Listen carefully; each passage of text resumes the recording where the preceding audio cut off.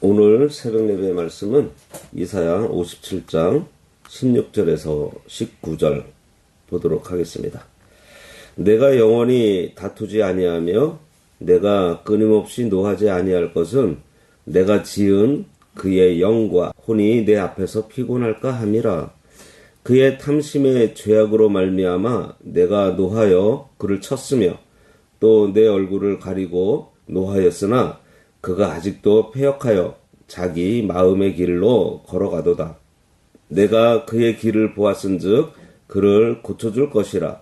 그를 인도하며 그와 그를 슬퍼하는 자들에게 위로를 다시 얻게 하리라.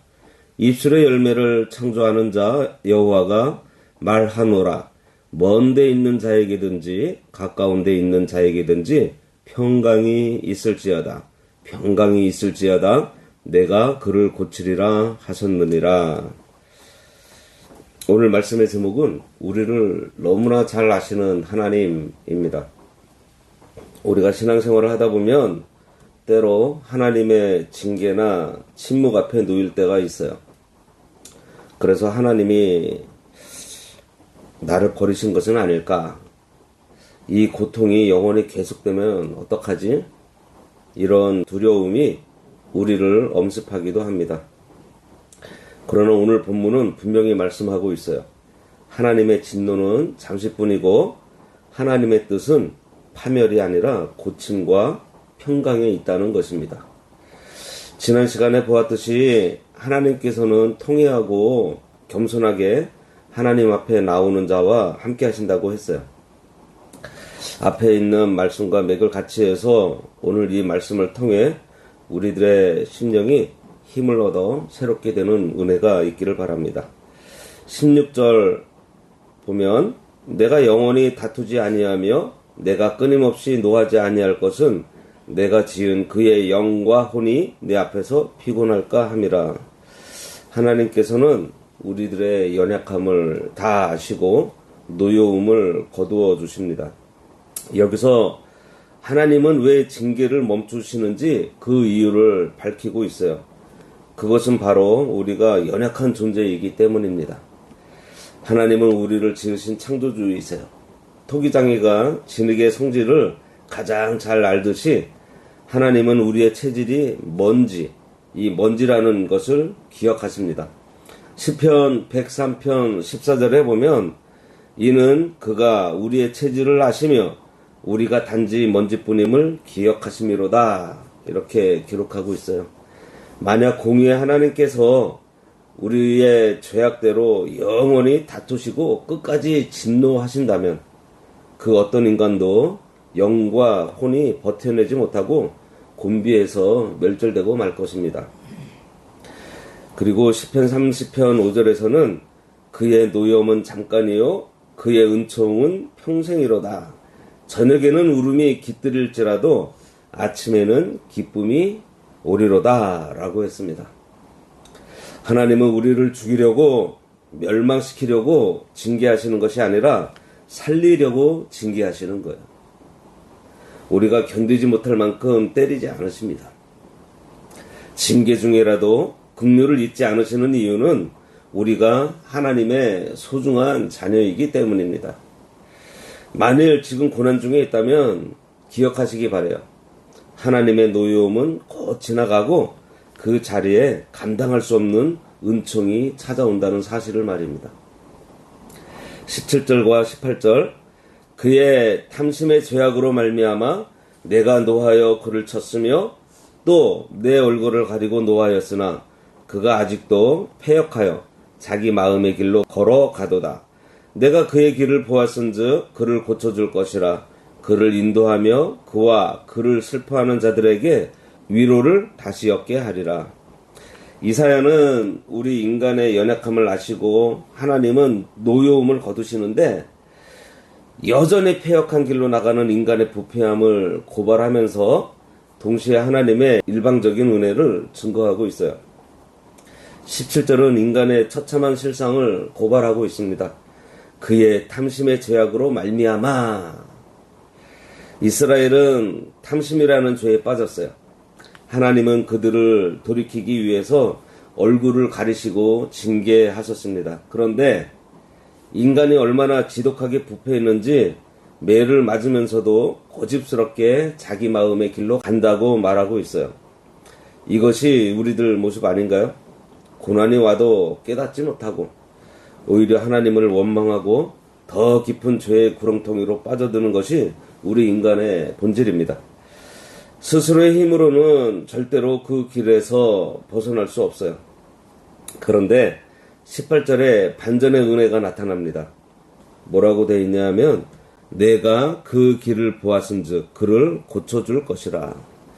여기서 그 길을 보았다는 것은 인간의 죄악된 행위를 보았다는 뜻인 동시에 그들의 스스로 도저히 회복될 수 없는 절망적인 상태라는 것을 간파하셨다는 거예요. 인간이 스스로 고치고 돌아올 가능성이 전혀 없다는 것을 보셨기 때문에 하나님께서 일방적인 은혜를 선포하신 것입니다. 내가 너를 고쳐줄게. 우리 스스로 고치지 못하니 하나님께서 일방적으로 고쳐주시겠다는 거예요. 우리가 온전해서, 우리가 잘해서, 착해서 고쳐주시는 것이 아니에요. 우리가 통회하고 돌아오면 고치는 작업은 하나님께서 하십니다. 자녀를 키울 때 부모는 다음에 그러면 혼난다라고 엄포를 놓겠지만 자녀의 마음속까지 고치지는 못합니다. 그러나 우리 하나님은 우리의 심령을 근본적으로 수술하시고 바른 길로 인도해 주시고 슬퍼하는 자에게 다시 위로를 얻게 해주세요. 하나님께 돌아가는 통회만 있다면 그 이후의 모든 회복과 인도는요, 하나님께서 해주십니다. 마지막에 19절에서 하나님은 결정적인 약속을 주세요. 입술의 열매를 창조하는 자 여호와가 말하노라. 먼 데 있는 자에게든지 가까운 데 있는 자에게든지 평강이 있을지어다. 평강이 있을지어다. 내가 그를 고치리라 하셨느니라. 하나님께서 입술의 열매를 맺게 하시는 평강을 선포하십니다. 입술의 열매를 맺는다는 것은 하나님께서 선지자들을 통해 선포하신 예언의 말씀이 성취된다는 것을 의미해요. 하나님이 평강을 약속하셨다면 그 말씀은 반드시 현실이 됩니다. 또한 이 평강의 대상은 먼 데 있는 자에게든지 가까운 데 있는 자에게든지 모두에게 열려 있어요. 가까운 데 있는 자는 유대 백성들을 말하고 먼 데 있는 자는 이방인을 상징합니다.